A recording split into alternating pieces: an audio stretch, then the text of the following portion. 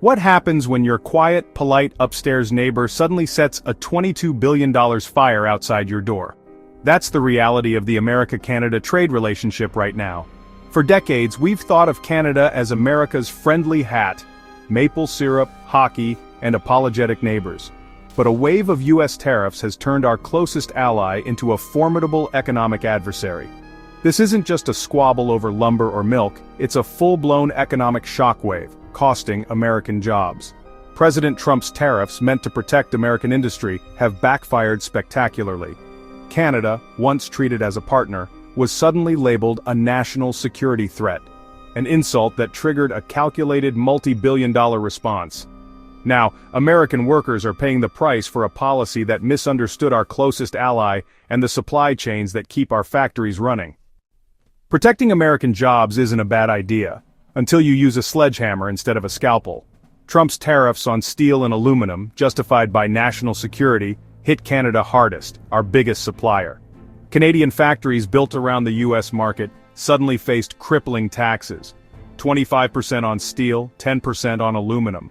Imagine running a bakery, and your neighbor charges you a massive fee just to deliver bread next door. That's Canada's reality. The tariffs ignored how modern manufacturing works. Car parts, for example, cross the border multiple times before assembly. Instead of protecting jobs, the tariffs taxed every step of the process, raising costs for everyone. The result, economic chaos on both sides of the border, and a furious Canada ready to retaliate. This was never just about numbers. It was about upending a partnership built over generations. The road to Canada's $22 billion retaliation was paved with American miscalculations.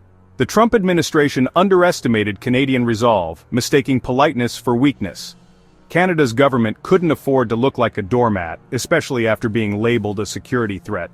The national security excuse was absurd. Canada and the U.S. are defense partners, not adversaries. This gave Canada the moral high ground and international sympathy. Canada's response was precise.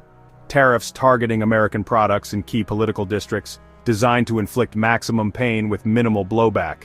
Instead of negotiating, the U.S. doubled down, leaving Canada no choice but to escalate. The $22 billion in Canadian tariffs was a direct response to a series of diplomatic and economic blunders. Confrontation replaced cooperation, turning a trusted partner into a determined foe. The U.S. and Canadian economies are deeply intertwined. Over $2 billion in goods cross the border daily. For 35 U.S. states, Canada is the top export market. Our supply chains are woven together. Decades of cooperation, from the Auto Pact to NAFTA, built stability and prosperity. Disputes were once family squabbles, not economic war. The Trump administration threw out the old rulebook, shifting from partnership to rivalry. Steel and aluminum tariffs justified by national security marked a point of no return.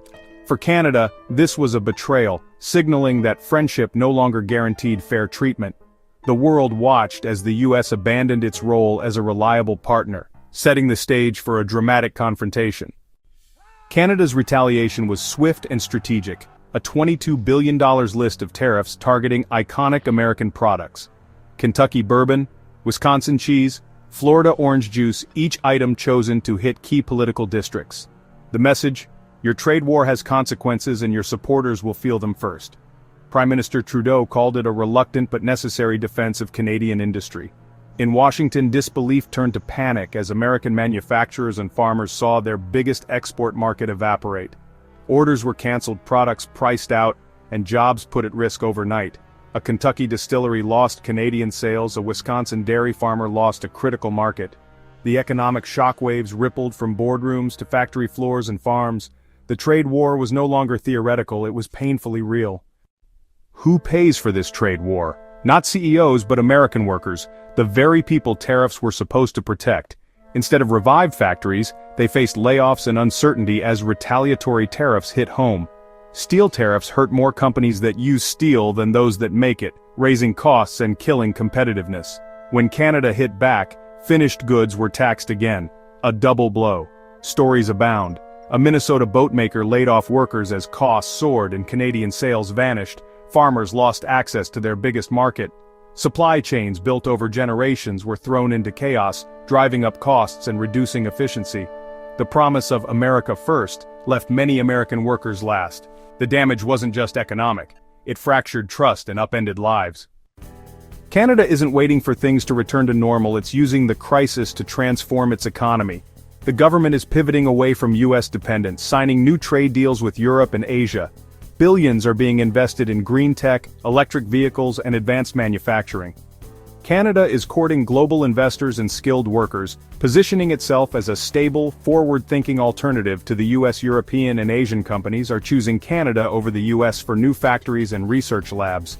Each decision means lost jobs and investment for America. The trade war meant to hobble Canada has made it more resilient and competitive. Canada is turning crisis into opportunity, sprinting ahead while the US risks being left behind. While the US and Canada feud, China watches and wins. Every tariff weakens the Western alliance and creates openings for China to present itself as a stable partner. Canadian and American companies, shut out of each other's markets, turn to China for business. Ironically, a trade war meant to counter China is pushing North America into its arms.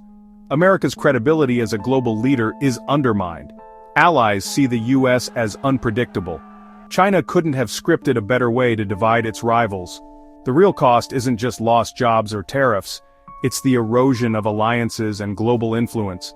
The world is watching. When friends become foes, who really wins? Often, it's the one who never entered the fight. What do you think? Let us know in the comments.